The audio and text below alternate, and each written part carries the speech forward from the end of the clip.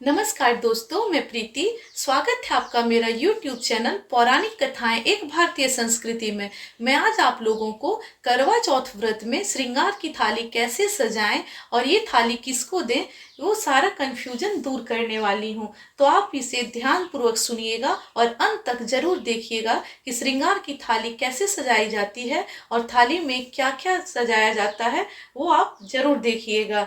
तो मैं अब ये करके दिखा रही हूँ कि श्रृंगार की थाली में क्या क्या देना चाहिए। तो जो सबसे पहले मैंने एक श्रृंगार की थाली भरने के लिए मैं थाली ली हूँ। मैं ये थाली खुद सजाई हूँ और इसमें मैं अब सिंदूर लूँगी, क्योंकि सुहाग का सबसे मेन चीज सिंदूर ही होता है। और मैं सभी बहनों से कहना चाहती हूँ कि पूजा के दिन लिक्विड सिंदूर का उपयोग ना करें। आप अपने शादी का सिंदूर है तो उससे बढ़िया तो कोई हो ही नहीं सकता, आप उसे लगाएं, और नहीं तो आप इस तरह के सूखा सिंदूर को लगा सकती हैं। और करवा चौथ व्रत के दिन कम से कम सीधा मांग करके और अच्छे से सिंदूर को भर के लगाइएगा, क्योंकि इसका भी बहुत ही महत्व है। जितना दूर तक आप अपने मांग को सिंदूर से सजाएंगे, आपका सुहाग उतना दिन ही आगे बढ़ेगा। तो मैंने सिंदूर ली हूँ और ये है आलता, ये काजल ली हूँ, ये तेल है, ये कांच की चूड़ी है, ये लाह की चूड़ी है, क्योंकि पूजा पाठ में लाह की चूड़ी का बहुत ही महत्व होता है। बहुत सी महिलाएं, बहुत सी बहनें क्या करती हैं कि करवा चौथ व्रत के दिन में ये सीप का चूड़ी पहनती हैं, लोहा का चूड़ी पहनती, जो कि नहीं पहनना चाहिए। आप या तो लाह की चूड़ी को पहने या फिर कांच की चूड़ी को ही पहने। सीप का चूड़ा और ये लोहा की चूड़ी को ना पहने।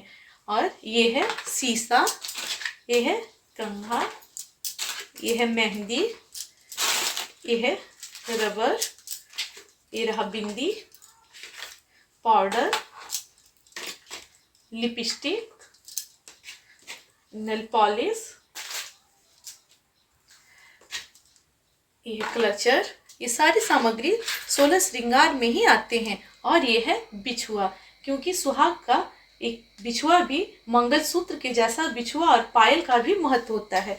इसलिए बिछुआ का भी, अगर आप चांदी का बिछुआ नहीं दान करना चाहती हैं तो आपको मार्केट में कांसा का भी बिछुआ मिलेगा, जो बहुत ही सस्ते दामों में मिल जाती है, तो आप वो भी ले सकते हैं। मैंने चांदी की बिछुआ ली है। और ये है क्रीम। और उसके बाद मैं कुछ दक्षिणा ली हूँ, क्योंकि अगर थाली में कोई भी चीज की कमी हो तो उसके लिए दक्षिणा दिया जाता है। आप दक्षिणा अपने मन के अनुसार दे सकते हैं। 11, 21, 51, 100, 200, 500, आपका जितना मन हो आप उतना दे सकती हैं। इसका कोई लिमिट नहीं है। तो अब ये मेरी श्रृंगार की थाली सज के तैयार हो गई है। अब इसके साथ साथ मैं इसमें साड़ी, इस श्रृंगार के सामान के साथ मैं ये साड़ी भी देने वाली हूँ। और साड़ी मैंने लाल रंग की ली है, क्योंकि सुहागन महिलाओं के लिए लाल रंग बहुत ही महत्वपूर्ण होता है।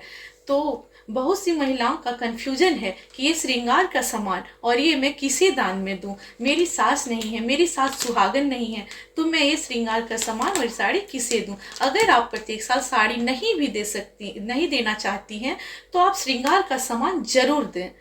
तो मैं आपका आज ये कंफ्यूजन दूर करने वाली हूँ, क्योंकि ये थाली को आप अपनी सास, अगर आपकी सास सुहागन नहीं है या आपकी सास नहीं है, तो ये थाली आप अपने से बड़े जेठानी, चाहे ननद या कोई भी पड़ोसन को भी आप दे सकती हैं। अगर आपकी जेठानी, आपकी सास या आपकी ननद दूर रहती हैं तो आप ये थाली को अलग करके रख सकती हैं, और वो जब मिले तभी आप ये थाली को उनको दे सकती हैं। तो ये श्रृंगार की थाली सजकर अब तैयार हो चुकी है। और मैं आशा करती हूँ कि अब आपकी कंफ्यूजन दूर हो गई होगी, क्योंकि मैंने अच्छी तरह से बता दी हूँ कि ये थाली आप किसको दें, किसको। अगर आपकी सास, ननद, जेठानी नहीं है तो आप ये थाली किसी भी मंदिर में जाके किसी ब्राह्मण को भी दान में दे सकती हैं, क्योंकि ये व्रत में 16 श्रृंगार का बहुत ही महत्व होता है। तो मैं इसी के साथ ही अब कथा को संपन्न करती हूँ, और जाते जाते आप लोगों से निवेदन करती हूँ कि अगर आप लोग मेरे चैनल को अभी तक सब्सक्राइब नहीं किए होंगे तो मेरे चैनल को सब्सक्राइब जरूर कर लीजिएगा। अब मैं मिलती हूँ आपसे अगली कथा में, तब तक के लिए नमस्कार।